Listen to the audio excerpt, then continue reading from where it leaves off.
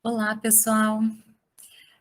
Na nossa última aula, nós discutimos os múltiplos fatores causais da obesidade e toda a complexidade envolvida na sua etiologia e a importância de se retirar um pouco o foco do binômio dieta e atividade física, com o intuito de ampliar o nosso olhar para outras questões envolvidas nessa gênese. E hoje eu vou trazer aqui alguns dados e conceitos sobre os determinantes sociais e ambientais da saúde, que é o tema da nossa aula. Os determinantes sociais da saúde, eles estão situados dentro de um conceito de que as condições de vida e trabalho dos indivíduos e de grupos da população estão diretamente relacionadas com a sua situação de saúde. Então, são os fatores sociais, econômicos, culturais, étnico-raciais, psicológicos e comportamentais que influenciam a ocorrência de problemas de saúde e os seus fatores de risco na população. A relevância dos determinantes sociais da saúde, ela reflete o reconhecimento de que a saúde de um indivíduo ou de uma população, ela é determinada por elementos que vão muito além do cuidado pessoal e que, por vezes, estão fora do seu raio de ação. Essa imagem que eu trouxe aqui para vocês, ela é conhecida como o modelo de Dahlgren e Whitehead, e ilustra bem esse conceito e eu vou discutir um pouquinho essa imagem com vocês. Então, ali no centro, em azul claro, nós temos as características como idade, sexo, fatores hereditários, e acima dessa parte azul, né, que são é, esses fatores intrínsecos de cada pessoa, vem o estilo de vida dos indivíduos, que é diretamente influenciado pelas suas redes sociais e comunitárias. A presença de uma rede social e comunitária de apoio, ela é fundamental para uma série de questões do estilo de vida de uma pessoa. Então, por exemplo, nós temos mulheres que são mães e têm a possibilidade de trabalhar, de se exercitar, de comer saudável, estudar, ter tempo de lazer, dentre tantas outras coisas que são importantes para a saúde global. Por quê? Porque são pessoas que possuem uma boa rede de apoio, possuem escola para os seus filhos, moradia garantida, assistência de saúde para toda a família. Ao mesmo tempo, por exemplo, que nós temos mulheres que não possuem essa rede de apoio para ajudar com os filhos, que possuem empregos informais, que vivem em uma situação de insegurança alimentar, não sabe se terão ou não um salário no mês seguinte, ou se vão estar desempregadas, que têm instabilidade de moradia. Então, tudo isso influencia diretamente no estado de saúde da pessoa. Vocês percebem o tanto que essas condições, que nem sempre estão diretamente ao nosso alcance, sob o nosso controle, podem influenciar a saúde? Então, a mulher do primeiro exemplo que eu trouxe aqui, com toda essa rede social de apoio, com seus direitos básicos garantidos, ela consegue ter muito mais oportunidades para se cuidar, se alimentar bem, fazer exames preventivos, do que a mulher do segundo exemplo, que está ali no dia a dia lutando para sobreviver e sustentar a sua família. Então, é injusto que nós coloquemos essas duas mulheres na mesma balança, exigindo que elas tenham os mesmos cuidados com a sua saúde, prescrevendo o mesmo estilo de vida para as duas, simplesmente porque uma tem muito mais condições para aderir a determinadas recomendações do que a outra. E isso que a gente ainda está ali no início da figura. Aí a gente passa para o próximo nível, né? Que são as condições de vida e trabalho da população. Então, primeiro, se essa pessoa tem um trabalho ou está desempregada, se tem acesso a saneamento básico, como água e esgoto, acesso aos serviços sociais de saúde, habitação, são questões que não estão sob o controle do indivíduo. Do outro lado desse nível, nós temos, né, os ambientes de trabalho, se são salubres ou insalubres, o acesso ou não a uma educação de qualidade, a produção agrícola e de alimentos, né, que vão determinar a segurança alimentar de uma população. Então, são âmbitos, né, dos determinantes sociais da saúde que não estão diretamente relacionados a escolhas pessoais, mas que estão determinados sobre políticas maiores. Né? E todas essas questões envolvidas nesse modelo, elas influenciam a saúde e é difícil determinar uma hierarquia entre os fatores mais gerais de natureza social, econômica, política e as mediações das quais esses fatores incidem sobre a situação de saúde de grupos e pessoas. Então, não existe uma relação direta de causa e efeito. E nós estamos muito acostumados com um modelo biomédico de causa e efeito, que simplifica essas coisas, né? Mas esse modelo, ele possui uma complexidade maior, e por isso os determinantes sociais não podem ser avaliados somente pelas doenças geradas, porque eles vão muito além, influenciando todas as dimensões do processo de saúde das populações, tanto do ponto de vista do indivíduo, como na coletividade que ele se insere.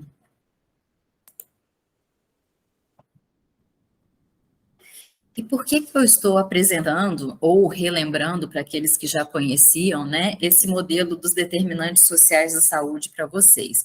É porque, junto desse modelo, eu também vou trazer um tema que é sobre a comunicação em saúde. E a resposta é que nós, profissionais de saúde, somos importantes comunicadores acerca das questões de saúde. E muitas estratégias relacionadas à prevenção de doenças e promoção da saúde, tratamento de doenças, elas necessitam da nossa contribuição para comunicar algo para a população. E nessa hora de realizarmos essa comunicação, é importante que nós tenhamos em mente a complexidade desses determinantes sociais da saúde. Querem um exemplo recente disso? Recentemente, né, na pandemia de coronavírus, vocês devem se lembrar da mensagem amplamente reproduzida lá no início: fica em casa. Gente, aí eu pergunto, quem que podia ficar em casa? Era todo mundo que tinha condição de ficar em casa? Quem que podia trabalhar remotamente? Quem tinha um emprego, quem tinha uma empresa estruturada ou um órgão público, mas essa pessoa tinha moradia, tinha acesso a computador, internet. Para quantas pessoas isso não era viável? Então, como que eu mando uma pessoa, por exemplo, ficar em casa se ela não tinha nem como garantir a comida para aquele dia? Então, no início da pandemia, as pessoas que mais se contaminaram foram aquelas que não tinham essa opção de ficar em casa, desde os profissionais dos serviços básicos, que não pararam, né, que foram os profissionais de saúde, de transporte, de alimentação, e as pessoas que tinham empregos mais informais, que não tinham mesmo essa condição. Né? Então, sempre que a gente for fazer uma comunicação em saúde, é importante lembrar que existe uma série de fatores envolvidos nos processos de saúde e doença e que nem sempre a gente pode passar uma mesma mensagem para todo o público, né? Porque muitas vezes a gente vai ter situações sociais muito distintas. Então, quando a gente pensa no nosso papel de comunicadores em saúde, a gente precisa levar em consideração que é muito difícil passar orientações homogeneizadas, porque muitas vezes o nosso público é muito mais heterogêneo. E, nesse sentido, o modelo hegemônico que nós temos dentro desse campo de comunicação em saúde, ele tem uma concepção muito enraizada na visão biomédica, que identifica as causas diretas ou a etiologia das doenças, desvinculadas da sua dimensão social maior. E essa perspectiva, ela é construída na ideia de que a saúde depende da prevenção de fatores destrutivos, que seriam aqueles comportamentos de risco, e adesão aos fatores de proteção. Então, as discussões acerca dessa temática, elas enfocam a comunicação em saúde para mudança de comportamento, considerando que essa estratégia, ela é eficaz na promoção de estilos de vida saudáveis e que, apenas possuindo as informações corretas, as pessoas podem tomar decisões diferentes sobre o estilo de vida. E a ideia aqui nessa aula de hoje é relembrar que a saúde ela não pode ser considerada de forma tão simplista, sem considerar os seus determinantes sociais. Então, o campo da comunicação em saúde, ele também precisa evoluir para uma perspectiva mais abrangente, para ter um maior efeito sobre a população a quem ele propõe se comunicar. Porque a saúde, ela não é o resultado de uma equação simples de fatores de risco e fatores protetivos, mas ela possui importantes determinantes sociais que se relacionam entre si e estão pouco considerados dentro dessa perspectiva epistemológica biomédica.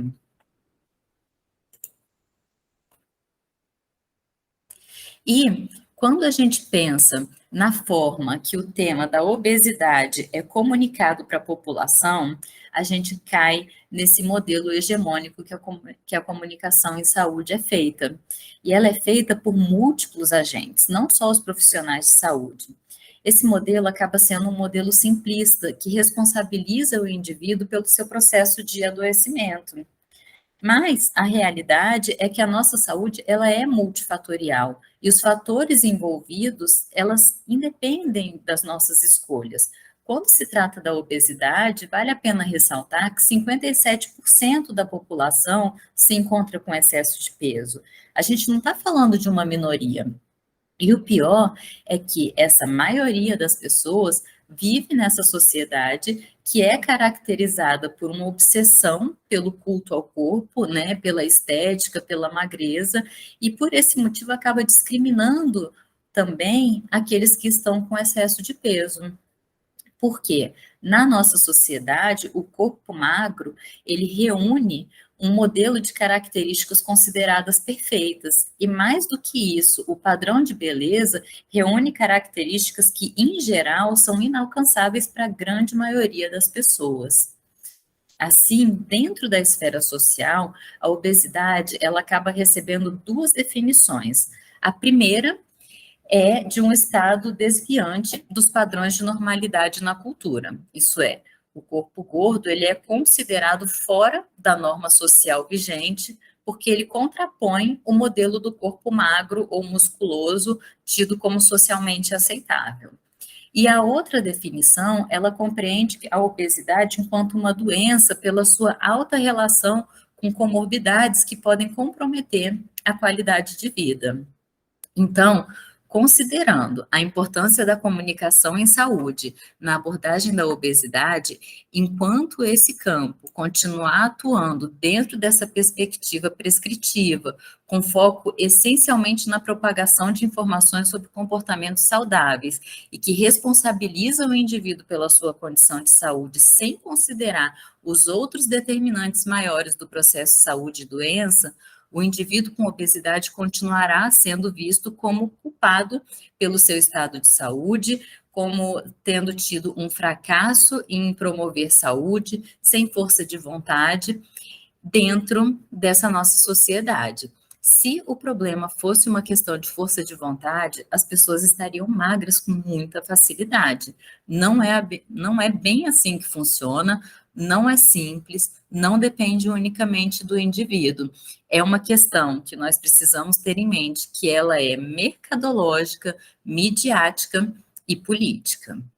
E é isso que nós vamos discutir agora.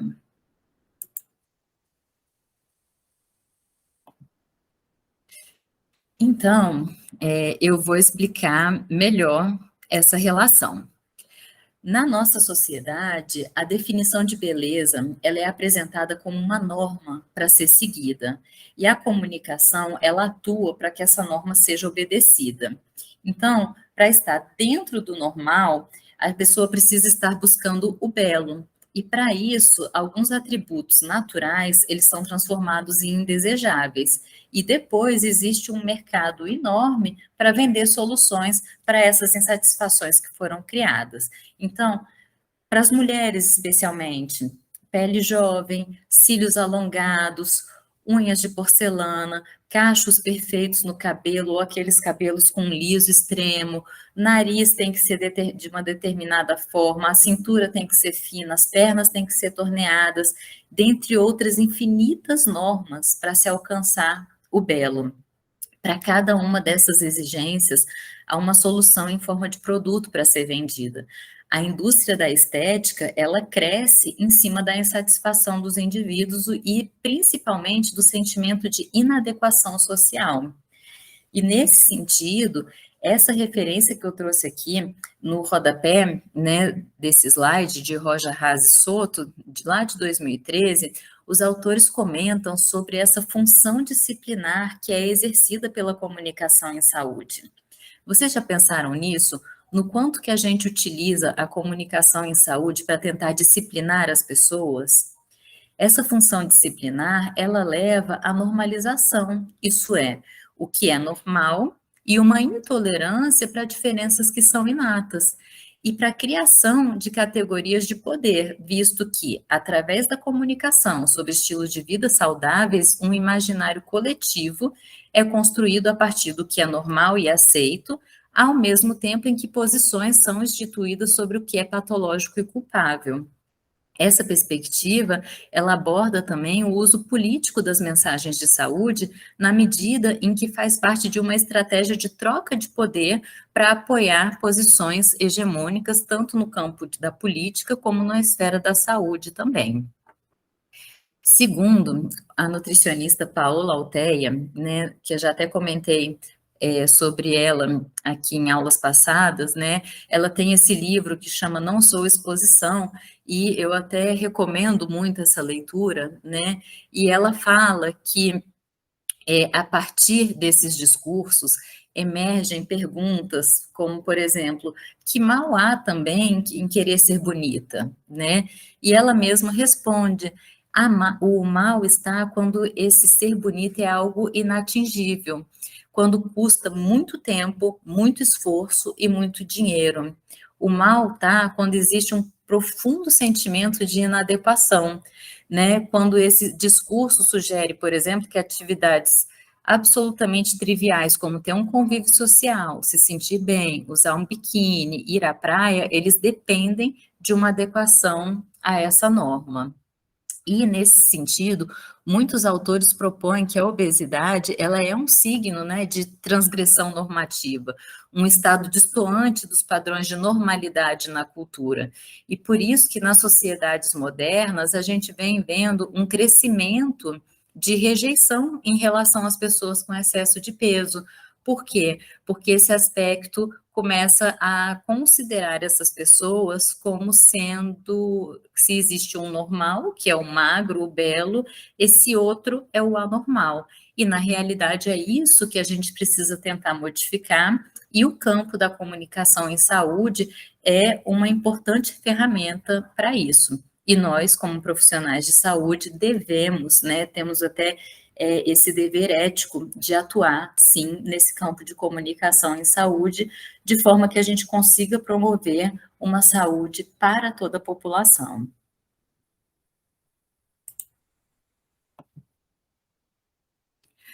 Aí, para hoje, eu trouxe aqui algumas referências que enfatizam e ilustram, né, esses determinantes sociais que eu falei aqui no contexto da obesidade.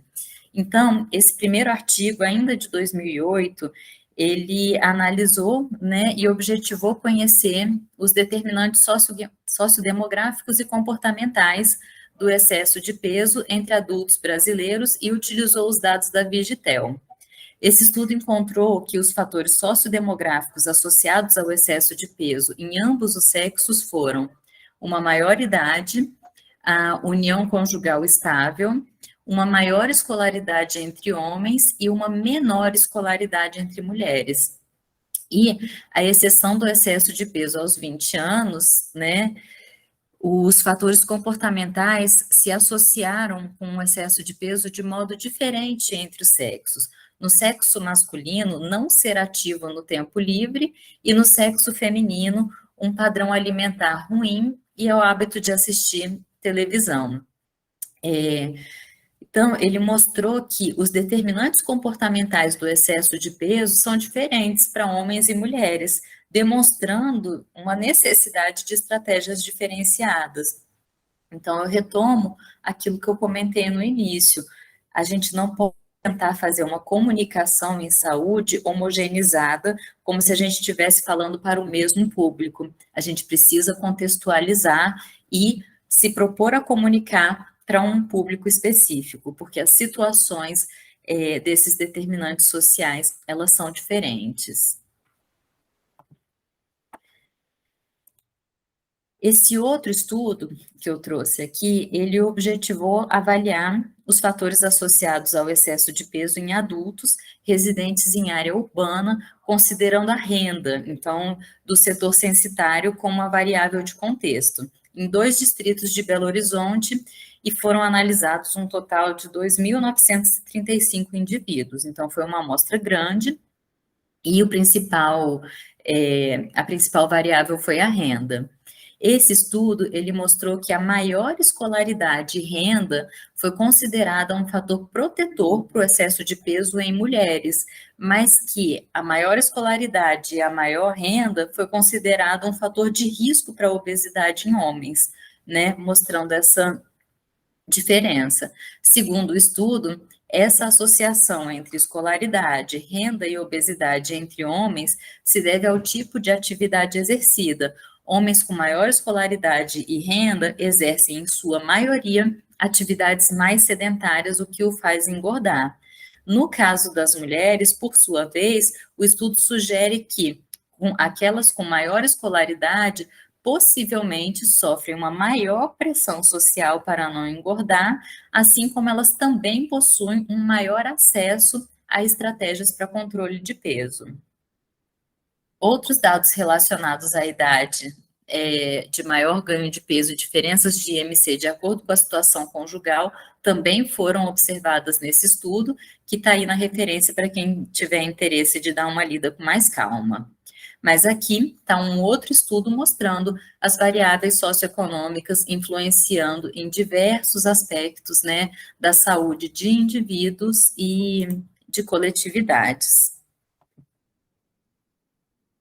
No contexto da obesidade, uma variável importante a ser analisada é sobre a influência da nossa cultura no comportamento alimentar. E para falar um pouco sobre esse assunto, eu trouxe esse artigo da Mabel Gracia Arnaiz, que atua no Departamento de Antropologia, Filosofia e Trabalho Social em uma universidade espanhola. E esse trabalho, ela discute o tema da medicalização do comportamento alimentar. Então, o objetivo desse artigo foi de aprofundar os motivos pelos quais boa parte das razões pragmáticas e simbólicas que articulam a seleção e consumo dos alimentos, elas tentam ser substituídas por outras de natureza nutricional. E, a partir daí, ela traça uma reflexão geral sobre esse processo de medicalização da comida na nossa sociedade contemporânea. A autora, ela traz esse conceito de civilização do apetite, que é o processo de normalização alimentar. Então, a gente falou sobre a normalização dos corpos, né, dessa tentativa de homogeneização dos corpos sobre o que é belo, e aqui essa autora, ela traz esse processo de normalização alimentar. Isso é, a construção de um padrão alimentar específico, que nós chamamos de dieta equilibrada, que é baseada na restrição ou na promoção do consumo de determinados alimentos e na prescrição de um conjunto de disposições relativas de como estabelecê-lo, quando e na companhia de quem. Dentro desse contexto, entram aquelas recomendações gerais de alimentos proibidos, alimentos liberados e alimentos para serem utilizados com moderação. E um exemplo é esse, né? A pergunta que a nutricionista mais ouve na vida é: posso comer tal alimento? Isso pode? Isso é proibido? Ah, finge que você não me viu comendo isso. E perguntas como essa, elas ilustram o tanto que essa perspectiva de homogeneização da vida cotidiana. Todo mundo tem que comer as mesmas coisas, que são os alimentos saudáveis, e banir um determinado grupo de alimentos que são os alimentos proibidos. E essa perspectiva, ela limita muito o comportamento alimentar, que fica pautado somente na visão do alimento na sua importância no contexto de saúde e doença, sem levar em conta a natureza complexa, né, que envolve o processo de se alimentar, junto com a cultura, junto com o prazer diário. Então, isso que é esse panorama que ela chama de medicalização do comportamento alimentar. E aí a autora faz essa pergunta: comer muito, comer pouco ou não comer nada? Para responder esse questionamento, é importante que a gente tenha em mente que as práticas alimentares, elas não respondem apenas às nossas necessidades biológicas, mas também condições materiais e as representações simbólicas que articulam as relações sociais nas diferentes sociedades. Então, por exemplo, ela traz uma revisão histórica de que na época medieval, as festas da realeza eram compostas por 20, 30 pratos diferentes, com um propósito sociopolítico de simbolizar o poder exercido sobre o povo. As mulheres da corte, a mãe do rei e as suas esposas, eram as mais gordas, e isso não era apenas um sinal de status, mas também de beleza. Elas eram consideradas as mulheres mais belas dentro daquele contexto cultural. Ao mesmo tempo em que o alto jejum é uma prática de longa data e é uma resposta cultural a situações específicas em contextos específicos. Ela era já muito utilizada por motivos religiosos, a greve de fome por motivos políticos, e mais recentemente, esse alto jejum vem sendo enquadrado dentro de uma perspectiva de emagrecimento para adequação a um padrão corporal exigido pela sociedade. Então, a autora ela faz esse paralelo de quanto a alimentação sempre esteve muito associada aos padrões culturais e como atualmente o comportamento alimentar ele é prioritariamente ditado por autoridades políticas e especialistas em saúde, através desse discurso saúde-doença. Isso é, uma preocupação de ordem médica que a ênfase, né, na interpretação biomédica nos aspectos fisiológicos, em detrimento dos aspectos sociais. E esse processo é o que ela denomina de medicalização dos alimentos, que é aquilo que eu citei, dos alimentos permitidos, proibidos, porque atualmente cuidar do corpo se tornou uma responsabilidade moral. E a autora discute que esse processo de gestão facultativa da dieta, ele está relacionado à expansão do capitalismo, que foi iniciado lá na Revolução Industrial, onde a restrição alimentar impedia a gula das elites. Então, foi lá que iniciou esse processo de moralização do comportamento alimentar. E uma alimentação equilibrada e suficiente manteve os trabalhadores como uma força de trabalho ativa. A evolução desse processo levou ao que nós temos hoje, que é a padronização alimentar, que foca em uma dieta balanceada, que dita o que, quanto comer, além da prescrição de um conjunto de orientações relativas de como, quando, com quem, e os objetivos são alcançar uma alimentação saudável sem riscos para a saúde. Isso é, uma normalização da vida cotidiana, como se todos tivessem que comer as mesmas coisas nas mesmas quantidades. Aí, a autora vai evoluindo a sua linha de raciocínio e mostra que essa construção social da normalidade alimentar, ela levou a uma problematização da gordura, devido aos critérios culturais ligados ao desprezo da gula ou ao valor da magreza corporal. Associado a isso vieram os critérios sanitários e econômicos dos efeitos negativos da gordura na saúde e, consequentemente, os seus custos em saúde. Isso é, o indivíduo com excesso de gordura passou a ser visto como um indivíduo caro para a sociedade. E isso carrega um valor moral, né? Na verdade, um valor desmoralizante. Além disso, o critério diagnóstico para definição da obesidade é o IMC, que, como nós já discutimos na aula anterior, não é um critério sensível para afirmar se esse indivíduo está de fato doente ou não. Então, na nossa sociedade, ser gordo é estar doente, independente do estado geral de saúde dessa pessoa. E embora na área da saúde existam profissionais que tentam tratar o paciente como um ser global, adaptando seus conselhos às suas particularidades biopsicossociais, são muito frequentes as recriminações relacionadas a comportamentos alimentares devido às suas dimensões morais. E isso faz com que os sujeitos se sintam irresponsáveis e, frequentemente, quando nós não nos sentimos bem, nós compensamos comendo e bebendo, mesmo sem apetite. E isso é algo que vai além da nossa razão. E aí, ao prescrever dietas para emagrecer, muitos profissionais consideram que os pacientes com obesidade são responsáveis pela sua disfunção. Nessa perspectiva, surgem esses discursos. Se você é obeso, é porque você não sabe ou porque você não quer comer bem. E a percepção negativa da gordura entre os profissionais de saúde tem sido muitas vezes construída na ideia de que, uma vez estabelecida a obesidade, ela é uma doença praticamente intratável devido à tendência do ganho de peso e o suposto desinteresse ou vontade da pessoa em fazer dieta ou exercícios para emagrecer.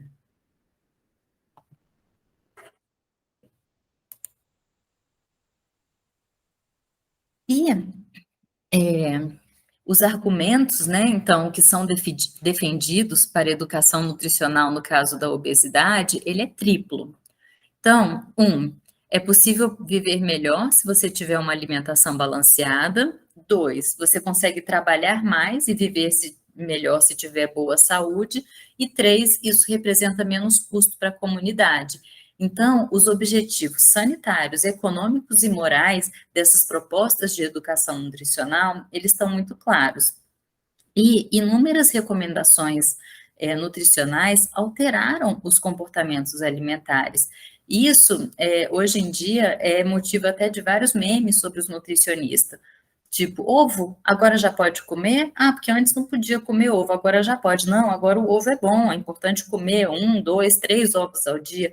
E chocolate? Ah, o amargo tem que comer todo dia, porque ele tem seus antioxidantes, mas o que tem açúcar, ele é completamente proibido.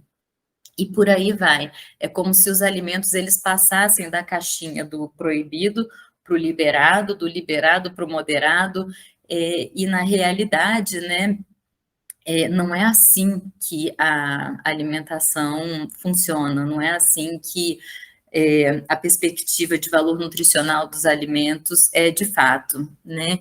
Então, o que é considerado bom ou ruim, normal ou patológico na saúde, ele se transforma ao longo do tempo e espaço. E por isso é aconselhável a gente ter muita cautela ao estabelecer esses dogmas de base científica. Hoje, em um contexto altamente medicalizado, cada vez mais as práticas alimentares são consideradas arriscadas ou ruins, porque o conhecimento dos especialistas a objetivaram e quantificaram. Mas é sempre válido lembrar que os hábitos alimentares, eles não são determinados exclusivamente pelas preocupações com a saúde ou doença. A alimentação, ela envolve aspectos culturais e sociais muito amplos que não podem ser desconsiderados. E hoje em dia, nós já reconhecemos que nós vivemos num ambiente obesogênico. Então, a pergunta é por que as alterações promovidas pelos programas de prevenção da obesidade trouxeram mudanças mínimas no ambiente socioeconômico, enquanto aquelas voltadas para os indivíduos estão sendo cada vez mais promovidas. Então, se a gente consegue entender que a saúde ela está muito além de um posicionamento individual, por que que a gente está focando tanto no indivíduo e estamos perdendo o foco dessas dimensões maiores? Então, eu deixo outra pergunta para reflexão. Como que nós, profissionais de saúde, podemos atuar nesse contexto? Essa pergunta eu quero ouvir a opinião de vocês lá no chat. Vou deixar lá para vocês. Então, pessoal, para finalizar, essa exposição, fica aqui o recado sobre a importância de se compreender que os condicionantes econômicos, culturais e políticos relacionados ao capitalismo de consumo, eles afetam tudo e a todos, desde o acesso a recursos, as relações de gênero, as formas de entender a doença, o cuidado com o corpo, dentre tantos outros fatores. E, na realidade, existem razões econômicas, culturais e políticas que impedem a incorporação de estilos de vida mais saudáveis, através da discriminação social, das longas jornadas de trabalho, da falta de tempo para organizar a refeição em família, da perda geracional das competências culinárias e promoção do consumo compulsivo, que também se relaciona com a hiperalimentação. E esse modelo medicalizado, ele acaba sendo muito injusto, porque ele se baseia em fornecer competências alimentares e responsabilizar os indivíduos pelo seu estado de saúde, sem compreender, ou pelo menos sem enfrentar, que o cotidiano dos cidadãos, ele é heterogêneo e ele se articula por atividades e eventos diversificados que são incompatíveis com essa rotina que é exigida pelas restrições alimentares. E essas foram as referências utilizadas nessa exposição de hoje. Recomendo muito a leitura e agradeço mais uma vez pela atenção e até a próxima aula.